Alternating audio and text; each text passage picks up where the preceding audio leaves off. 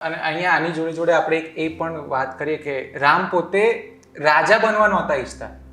રામને ધર્મ પ્રમાણે રાજ્ય ચલાવવું હતું, એટલે એમણે ભરતને કંઈક 5 સવાલ પૂછ્યા હતા, જેનો વાલ્મીકી રામાયણમાં ઉલ્લેખ છે.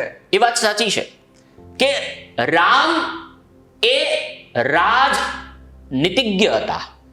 રામને રાજ કેમ કરવું એ ખબર હતી. હવે એણે ભરતને પ્રશ્ન પૂછ્યો કે ભરત, જો તારા રાજ્યની અંદર તે જે મંત્રી રાખ્યા છે એ મંત્રી ડાયા અને સાણા મંત્રી તો છે ને, જો આજે પણ આ પ્રસ્તુત છે.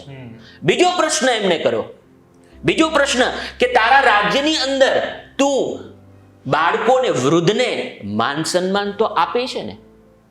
ત્રીજો પ્રશ્ન એમણે કર્યો છે કે રાજ્યના લોકો છે એનાથી વધારે તું અંતર તો નથી રાખતો ને.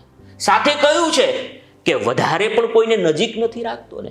એટલે આ રાજનીતિજ્ઞના પાસાઓ છે કે કોઈની વધારે નજીક પણ ન જવું અને કોઈથી વધારે દૂર પણ ન રહેવું.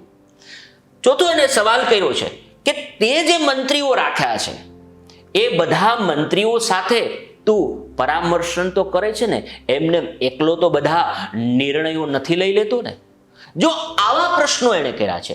અને એ સમયની, અને રામાયણનો સમય એટલે ઈસવીસન પૂર્વે 5041 નો, એટલે એ સમયની અંદર આવા પ્રશ્નો કર્યા હતા. અને એ પ્રશ્ન આજના સમયમાં પણ પ્રસ્તુત છે. એટલે આ 5 પ્રશ્નોને જો આપણે સમજીએ તો આખું રાજશાસ્ત્ર આખું સમજાય છે. તમારે સત્તા ઉપર બેઠા હોય તો કેવી રીતે કામ કરવું, કેવી રીતે કામ કરવું, એ માત્ર 5 પ્રશ્નોમાં રામે ભરતને સમજાવી દીધું હતું. ભરતને સમજાવી. પણ ભરતે પણ સામે ઉત્તર આપ્યો છે કે ભાઈ હવે આ મારે ક્યાં ચિંતા કરવાની છે, હવે તો તમે આવી ગયા છો.